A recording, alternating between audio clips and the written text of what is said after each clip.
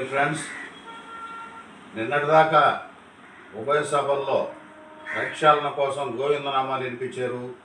పోతే నిన్నటి నుంచి స్వాములు రెండు బ్యాచీలుగా, ఒక బ్యాచీ నిన్న, ఈరోజు ఒక బ్యాచీ, మీరు చాలా గౌరవప్రదమైన వ్యవహారాల్లో ఉండి ఈ వివాదాన్ని ఇంకొక రూపం తెచ్చేటట్టున్నారు.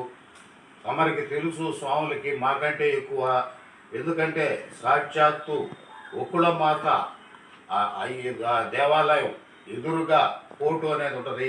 అంటే ఒక్కడు మాపే సాక్షాత్తు వెంకటేశ్వర స్వామికి వాళ్ళ బిడ్డకి ప్రసాదాలు తయారు చేయించే కోర్టు అది.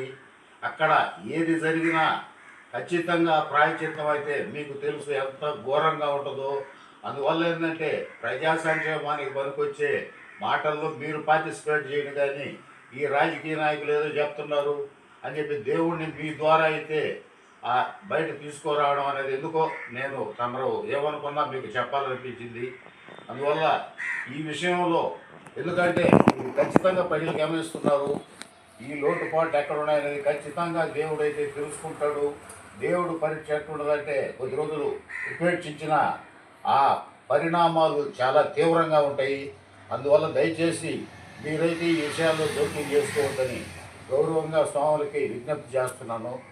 పోతే ఫ్రెండ్స్, ఇంకోటి ఏంటంటే నాకు చాలామంది మిత్రులు నాతో కలిసి రాజకీయాల్లో ప్రయాణం చేసిన మిత్రులు రకరకాల రాజకీయ వేదికల్లో ఉద్యమాల్లో ఉన్నారు.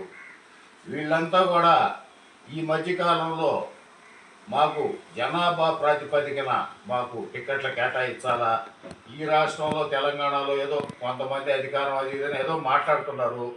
మీకు ఒక చిన్న రిక్వెస్ట్ ఏంటంటే, ఇప్పుడు తమిళనాడులో ఎన్నికలు రాబోతున్నాయి. అవి మీ సామాజిక వర్గాలకు సంబంధించిన వ్యక్తుల మధ్య జరిగే ఎన్నికలు.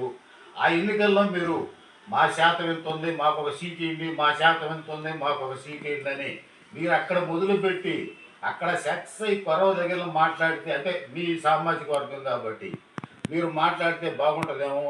ఇదైతే నేను తమకు ఒక విజ్ఞప్తి చేస్తున్నాను.